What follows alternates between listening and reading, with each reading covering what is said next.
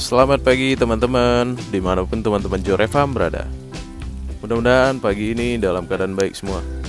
Teman-teman, kali ini kami mau berbagi tentang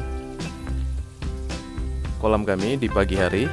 Di pagi hari teman-teman, kolam kita sudah kelihatan seperti ini. Kadang memang jernih, kadang seperti ini teman-teman ya. Karena air tidak bisa kita kontrol sebenarnya.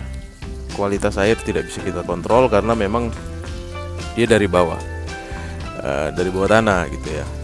Nah, tapi ini sebenarnya aliran air teman-teman tidak begitu deras kami masukin supaya air yang masuk itu tidak terlalu cepat berganti. Jadi karena kami merasa bahwa di dalam kolam ini air ini akan beradaptasi dengan ikan, tetapi dengan proses yang sangat cepat pergantiannya itu juga tidak terlalu baik dengan ikan. Kami melihat seperti itu. Tapi nanti kami akan melihat pada usia-usia tertentu, misalnya nanti udah lebih gede dari ini, apakah nanti ikan akan nyaman. Contohnya seperti ikan yang ada di tandon yang ini, ikan yang gede ya.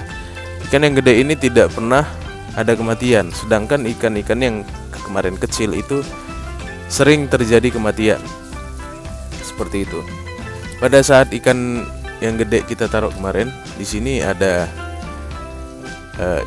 seperti inilah besar-besar ikannya, dan dia sudah bisa beradaptasi. Mudah-mudahan teman-teman nanti ikan-ikan kita ini bisa kita sesuaikan lagi debit alirannya. Jadi maksud saya, semakin tinggi debit aliran air, semakin bisa si ikan ini untuk menerima air yang begitu cepat perputarannya. Seperti itu. Kalau kita lihat sih ini ikan-ikan ini baik-baik aja ya, agresif ya untuk mencari makanan. Oke teman-teman, nanti kita lihat bagaimana di saat pagi hari ikan-ikan ini akan kita beri makan, kita beri pakan.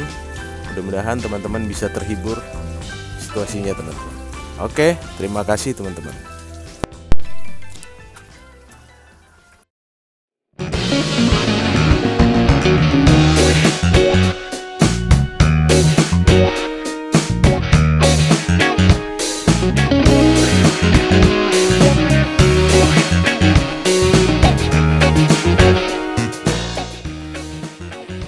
Beginilah teman-teman respon ikan kita pada saat makan. Kami mau menunjukkan bahwa dengan metode seperti ini juga ikan masih tetap aman, dan kita juga masih bisa menjalankan metode seperti ini di rumah ya, dengan cara misal teman-teman punya satu tandon, berarti teman-teman bisa menguras atau mengisi air 20% saja teman-teman. Jika teman-teman bingung mau diapain gitu, bingung nggak sirkulasi gitu ya, atau belum punya filter gitu, nggak usah bingung ya teman-teman ya. Kalau ini menurut saya tidak butuh treatment khusus ya di ikan ini. Yang penting kita masukkan ikan ukuran 2 jari, menurut saya itu udah kuat ya ikannya. Nanti kita masukkan misalnya satu tandon ini 1000 liter. Kemudian per hari ya kita isi 200 liter air gitu untuk sirkulasinya. Tapi nggak usah pakai filter gitu, bisa juga teman-teman. Seperti inilah contohnya. Saya kan nggak menggunakan filter, tapi tetap aja ini bisa jalan gitu dengan baik. Tetapi asalkan ada sirkulasi air, tidak perlu banyak. Tapi ini pun masih dalam tahap eksperimen saya. Saya mengganti airnya nggak full lah, sehari nggak full, tapi ada gitu. Artinya kita menggunakan satu tandon ini 1000 liter, mungkin kita menggantinya hanya 20%-nya saja, 200 liter mungkin per hari. Itu sudah membantu mengeluarkan kotoran yang di bawah dan mensirkulasikan air sedikit. Artinya dengan sistem seperti ini teman-teman masih bisa menghemat untuk biaya filter ya, karena terus terang untuk filter sebenarnya pada sistem ras itu lumayan mahal ya biayanya, bukan sedikit gitu. Jadi untuk mensiasati teman-teman jika belum punya filter, bisa saja teman-teman pelihara seperti ini, tapi dengan sekali-sekali memasukkan air 20% lah, seperti itu paling tidak, minimal gitu ya, 20%, tergantung pakan yang teman-teman kasih. Dan diperlukan aerator karena tidak ada sirkulasi gitu ya teman-teman. Dan ini bukan suatu yang sulit untuk dilakukan, tapi butuh eksperimen sih menurut saya. Bukan sesuatu yang sangat sulit seperti sistem-sistem yang lain, kita harus menyesuaikan dulu atau apa gitu. Tapi ini merupakan satu metode yang simple, sederhana, yang baru tahap eksperimen kita.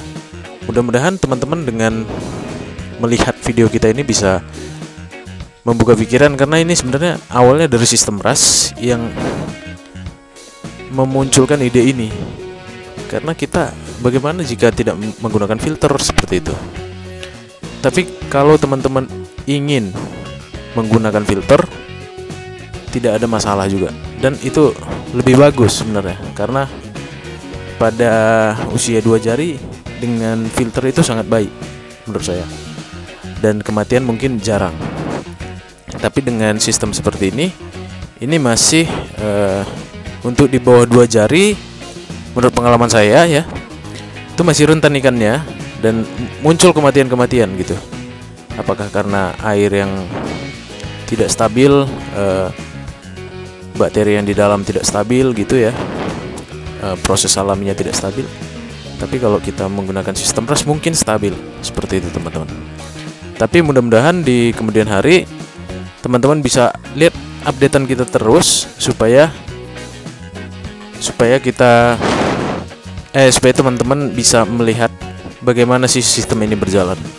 Mudah-mudahan ini bisa membantu teman-teman jika teman-teman punya keinginan untuk memulai ternak ikan di rumah yang bingung pakai filter atau enggak, pakai apa. Dengan metode gini juga bisa hidup. Baiklah teman-teman, mudah-mudahan ini bisa bermanfaat. Salam ternak dari Jore Farm.